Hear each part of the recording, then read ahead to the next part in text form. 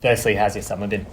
It's been really good. Yeah, I was able to get back over Christmas and see family and spend Christmas there, which meant that I was really fresh and ready to go coming back into pre-season. And I've had a really good pre-season. I don't think I've missed a beat. My body's been in really good condition and been able to train at a pretty good level for a long period of time, which is something that I probably haven't had the luxury of in the last few years. So I'm in a good space heading into the year.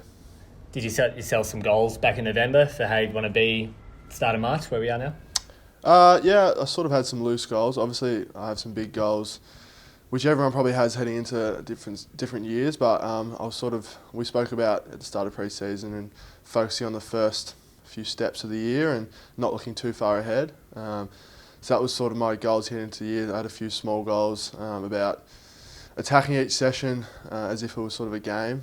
We have 3 big sessions a week, and I really wanted to pride myself on having 3 quality sessions each week. And I felt by doing that I was able to train at a good standard that I was really happy with, and my body was able to adapt to the training load really well. And yeah, it felt like I was training at a better level due to my physical condition, which helped a lot.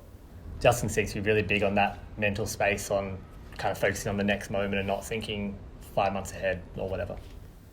Yeah, definitely. Yeah, he spoke to us, as I said at the start of the year, about not looking too far ahead and really focusing on the first few steps and making sure we get them right. And I feel like we did that as a group. We came in after sort of a disappointing end to last year. We really wanted to focus on having a really strong summer period and making sure we got that right, because we knew that if we didn't get that right, it wouldn't happen come footy season, come September, hopefully. So, we really made sure that we came back with the right attitude. Everyone had a really good off-season and was in really good shape. And then our training standard's probably been the best it's been for a long while. So, I think everyone came in with the right mindset, and we weren't looking too far ahead and certainly trying to get all the little things right.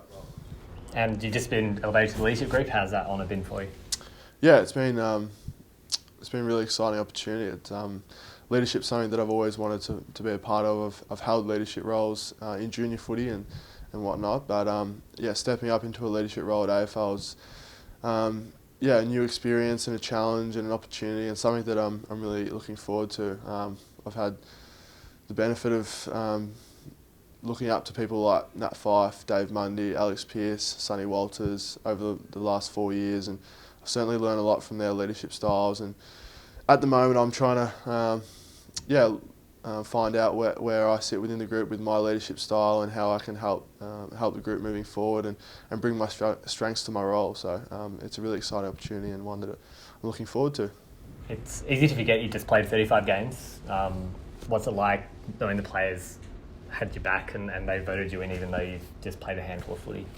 Yeah, that was probably the one thing that made me realise what a great opportunity I've got in front of me, is that I sort of came into this year not knowing where I would sit with leadership, not knowing if I was ready, and I was like, am I too young? Have I not played enough games? But the fact that I was voted in by my peers gives me a lot of confidence that they value what I bring to the club, and they value what I bring in a leadership space. So that gives me a lot of confidence that I can just keep doing what I'm doing, because they obviously value it, and hopefully I can keep adding to the culture of the club and hopefully take us forward. You work probably closer with Alex than most because you're in the backline group. What's it like to have him in there as captain? It's really good. Alex has been a great role model for me over the last few years. Even in my first year, he was probably one that took me under my wing and under his wing, and really helped me out, particularly when I had a few injuries, because obviously we were in the same boat for a couple of years. So he's had a massive influence on my footy, and watching him over the last 2 years, filling in as captain for a few games, we really saw him take a big step forward in his leadership, and I think he's ready to take the next step and be the captain that we need to take us to the next premiership, and he's earned that right, and we are full support of him, and it's a great honour to have a skipper like Alex that plays in the back line. On the backs, you had a great year last year. Can you see yourselves progressing, taking another step forward this year? Yeah, definitely. We pride ourselves on Well, last year we went in wanting to be the best defence in the comp, and we probably fell just short.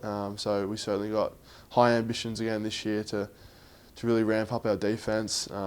Defence is a really important part of our game plan, and we feel as backs that it's our role to drive that and demand our teammates to help us out with our team D.